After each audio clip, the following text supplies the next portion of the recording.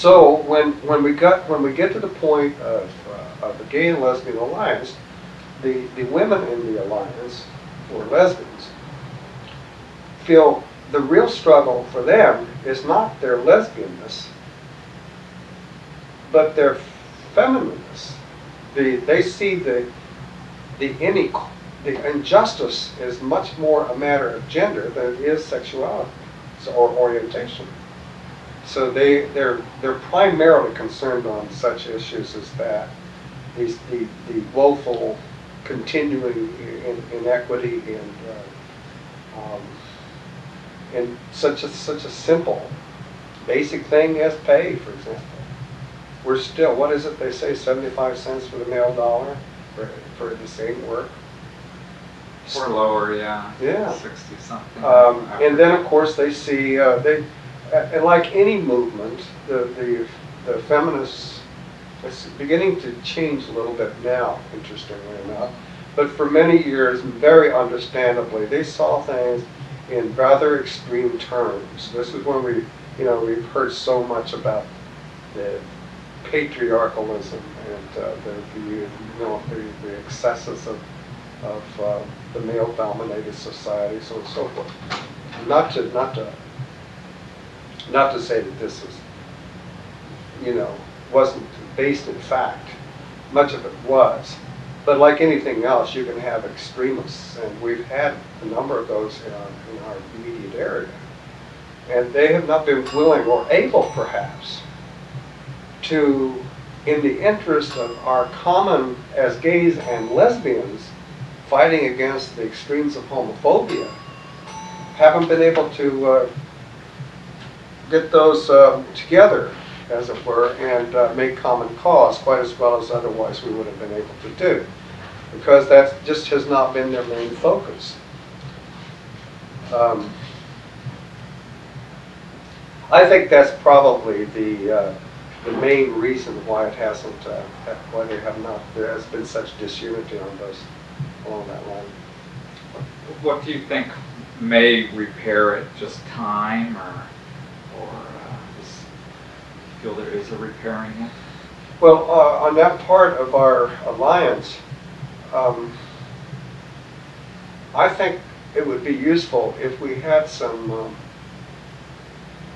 I don't like to use this word because it's become so hackneyed, but a consciousness-raising thing. If we could just get some women and men together and explore these ideas,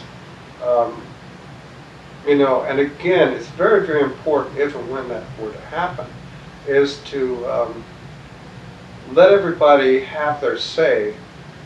Like in consciousness-raising group, you have the groups you usually had that thing of nobody could interfere with it. You could not interrupt anyone, and you could not directly attack anybody's position. Everybody was allowed to say what they wanted to say, and you weren't allowed to give any actual reaction to it. The idea was that you listen to this one here, this one there, the other one on the other side of the room. And I remember in all of the consciousness-raising groups I was in, I used to go home and say, oh my God, what nonsense, like that. And it's natural and normal that you do this, but what happens is that those ideas never ever go away. They become part of you, whether you want them to be or not. And over a period of time, your consciousness actually does grow. Because no matter how wild or woolly an idea expressed at one of those meetings might have seemed at the moment, there was a grain of truth, and perhaps 2 or 3 grains of truth.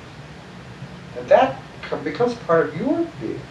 You don't even remember where you heard this, who said it, but it does have an effect on your consciousness. And that's another thing I think is terribly, terribly important. Lately we've been fighting the OCA on the 1001 in Douglas County and Measure 9, of course, a year ago today. You realize that? Well, not today, but a year ago this month. Wow. Yeah, and that's going to come up again in, 94. And we must fight these things, but our real fight is a much longer range thing, because we're dealing with perceptions here. And even if you were to somehow or other get gay rights legislation passed, or even if you were to fight, which is much more likely to happen, to defeat the OCA in its anti-gay efforts. It'll be a long while before we actually get a positive statewide gay rights bill, I think, in Oregon.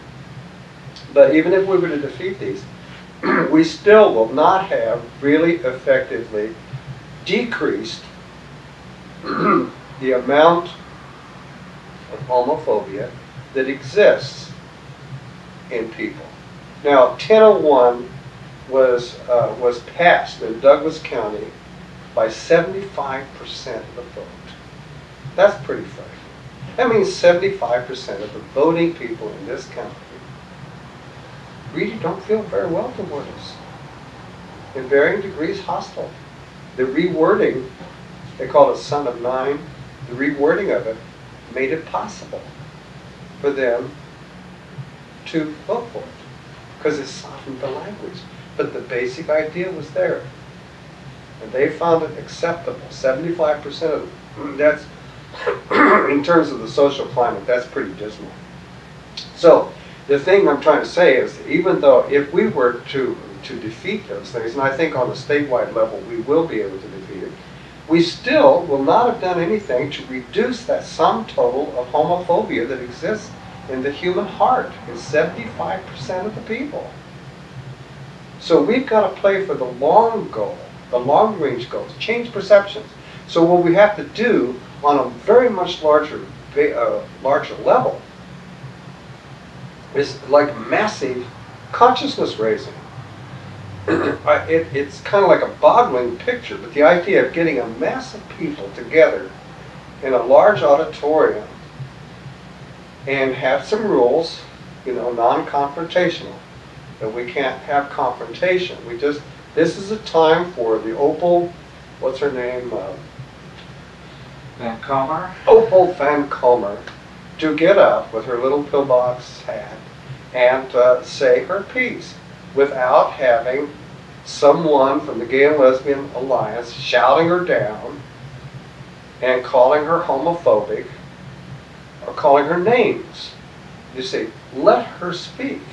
But by this same token, let's say Annie Ocean speak. Some people may want to regurgitate when they hear her. That's okay. Can't do it confrontationally, of course.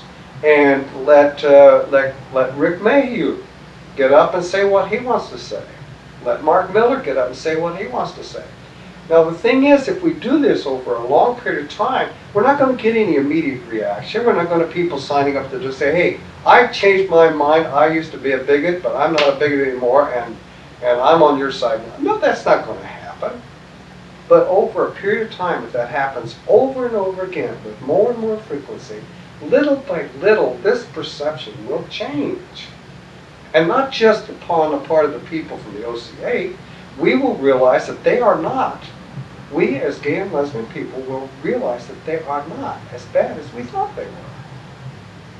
That in their own way, they thought they were doing the right thing. They had a belief system, and they got hung up on some words and some ideas.